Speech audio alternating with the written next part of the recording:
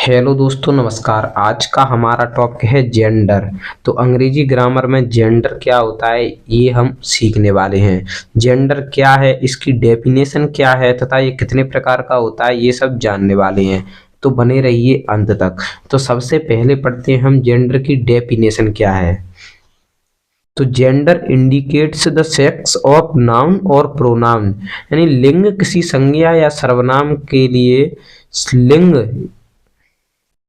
यानी सेक्स का बोध कराता है। तो लिंग किसी संज्ञा या सर्वनाम के लिए लिंग यानी सेक्स का बोध कराता है।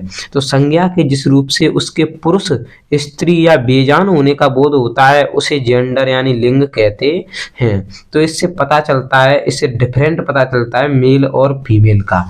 तो जेंडर के प्रकार भी जान लेते हैं। काइंड्स ऑफ जेंडर यानी लिंग के भेद। तो जेंडर चार प्रकार के होते हैं। नंबर 1 मैस्कुलाइन जेंडर, जिसको हिंदी में बोलते हैं पुल्लिंग। नंबर 2 फेमिनाइन जेंडर, इसको हिंदी में बोलते हैं स्त्रीलिंग। नंबर 3 कॉमन जेंडर, इसको बोलते हैं उभयलिंग। और न्यूटर जेंडर को बोलते हैं नपुंसकलिंग।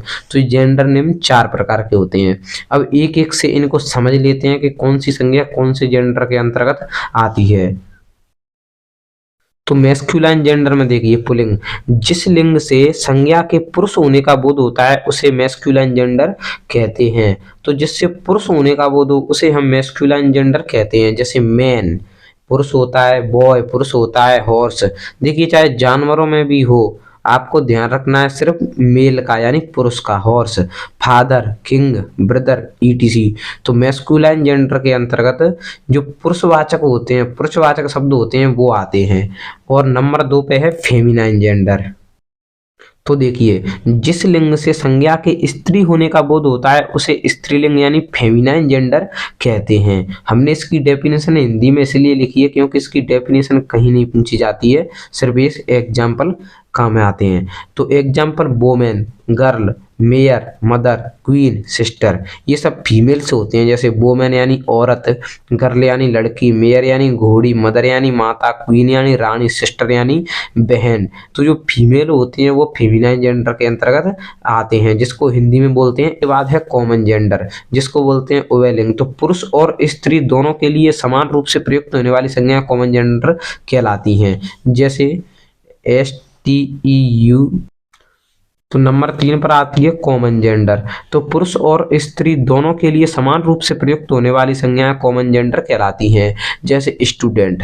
तो देखिए स्टूडेंट तो लड़का भी हो सकता है और लड़की भी हो सकती है, तो इसके अंदर दोनों आ जाते हैं, दोनों के लिए कॉमन है ये, इसलिए इसे कॉमन जेंडर कहा जाता है। टीचर, टीचर भी दोनों हो सकते हैं, लड़का भी हो सकता है, लड़की भी हो सकती है। चाइल्ड, बच्चे, तो बच्चों में भी सभी आ जाते हैं। फ्रेंड, फ्रेंड कोई भी हो सकता है। बेबी, बेबी का मतलब भी बच्चे ही होता है। और डॉक्टर, डॉक्टर कोई भी हो सकता है, लड़का भी हो सकता है, लड़की भी हो सकती है। महिला और पुरुष दोनों ही डॉक्टर हो सकते हैं। इसके बाद है न्यूटर जेंडर। तो देखिए न्यूटर जेंडर को बोलते हैं नपुंसक लिंग। तो संज्ञा का जो रूप उसके निर्जीव या बेजान होने का बोध कराता है उसे नपुंसक लिंग यानी न्यूटर जेंडर कहते हैं। तो इसमें निर्जीव चीजें आ जाती हैं, जैसे table, chair, book, pencil etc, मतलब और भी जो निर्जीव चीजें हैं वो इसके अंतर्गत आती हैं।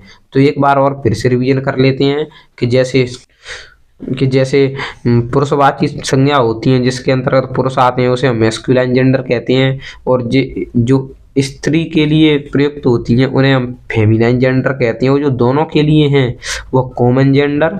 और जिसमें निर्जीव वस्तुएं आती हैं वो नपुंसक लिंग यानी न्यूटर जेंडर। तो आशा करता हूँ आपको ये अच्छे से समझ में आ गए होंगे। वीडियो कैसा लगा कमेंट को करके जरूर बताएं, और मिलते हैं आपको फिर किसी नए टॉपिक के बाद। जब तक के लिए धन्यवाद। अगर वीडियो अच्छा लगा हो तो चैनल को सब्सक्राइब जरूर कर लें, क्योंकि अब हम ग्रामर के प्रत्येक टॉपिक पर वीडियो बनाने वाले हैं और आपको समय समय पर मिलती रहेगी।